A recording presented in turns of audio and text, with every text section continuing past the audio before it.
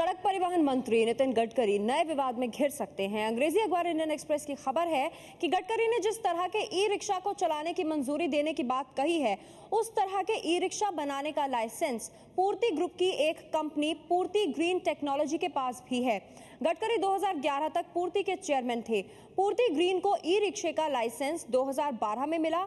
इस कंपनी के डायरेक्टर राजेश तोटडे गडकरी के रिश्तेदार हैं। Council of scientific and industrial research यानी CSIR ने ई रिक्शा बनाने के लिए जिन 7 कंपनियों को लाइसेंस दिया है, उन 7 कंपनियों में पूर्ति ग्रीन टेक्नोलॉजी है। पूर्ति ग्रुप की कंपनी के पास ई रिक्शा का लाइसेंस है। इंडियन एक्सप्रेस में यह खबर छपी है, जिसकी वजह से फंस सकते हैं नितिन गडकरी, क्योंकि सवाल उठ रहा है कि ई रिक्शा पर इतनी मेहरबानी का राज आखिर क्या है। 2012 में कंपनी को मिला था लाइसेंस ई रिक्शा बनाने का। कंपनी के डायरेक्टर का कहना है कि नियम में बदलाव के बाद कंपनी ई रिक्शा बाजार में लॉन्च करेगी। और 2011 तक पूर्ति ग्रुप के चेयरमैन थे नितिन गडकरी। गडकरी के रिश्तेदार अब कंपनी के डायरेक्टर हैं और इस कंपनी के पास ई रिक्शा बनाने का लाइसेंस है। और अब से कुछ देर पहले ई रिक्शा पर मेहरबानी करते हुए नितिन गडकरी ने कहा था कि ई रिक्शा चालकों को लाइसेंस की जरूरत नहीं है।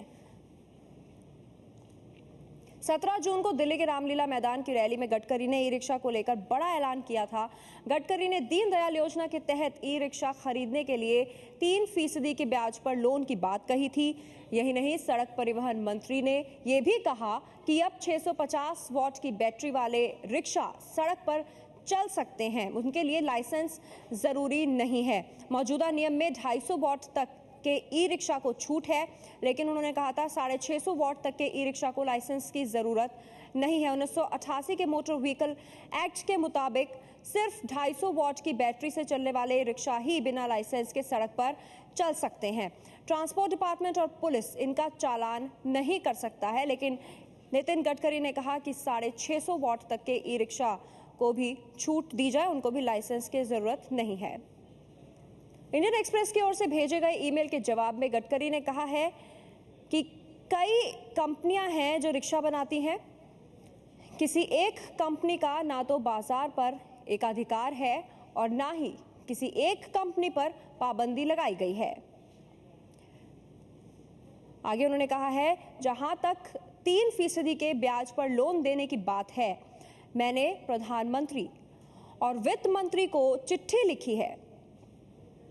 सड़क परिवहन मंत्री इन्होंने इंडियन एक्सप्रेस से ये कहा था, लेकिन इनको लेकर नया विवाद इसलिए शुरू हो गया है कि जो इनकी कंपनी थी, जिसके चेयरमैन खुद थे नितिन गडकरी 2011 तक, वो कंपनी ई रिक्शा बनाती है, उसके पास लाइसेंस है। कई कंपनियां ई रिक्शा बनाती हैं, किसी एक कंपनी का ना तो बाजार पर एकाधिकार है और ना ही किसी एक कंपनी पर पाबंदी लगाई गई है। ये नितिन गडकरी ने इंडियन एक्सप्रेस से कहा था, लेकिन उसके बाद जो उन्होंने छूट दी ई रिक्शा वालों को कि लाइसेंस की जरूरत नहीं होगी, अगर 650 वॉट की बैटरी है तब भी इसकी जरूरत नहीं होगी, तो ऐसे में इस मेहरबानी का आखिर राज क्या है?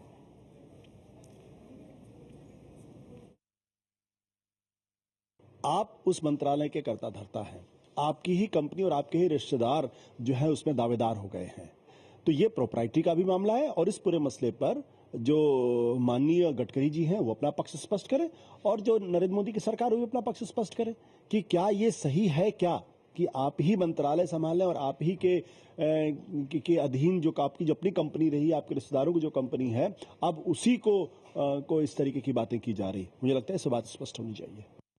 इसमें कोई ऐसा विषय नहीं है।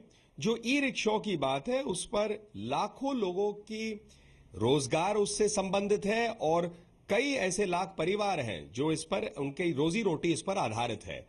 जो उसमें चेंज हुए थे कानून में, वो कानून जो है उनकी भलाई के लिए चेंज हो रहे हैं। दूसरी बात जो है, जो मैन्युफैक्चरिंग कंपनी है, जो कंपनी ये बनाने जा रही है, इसमें गडकरी जी का कोई स्टेक तो है नहीं, उसमें वो इन्वॉल्व नहीं है और किसी पे रोक नहीं है। कोई भी व्यक्ति फैक्ट्री लगा सकते हैं। इस कंपनी पर कोई ऐसी मोनोपोली भी नहीं है कि सिर्फ यही कंपनी इसको बनाएगी। तो इसमें कोई ऐसा विषय नहीं लगता मुझे।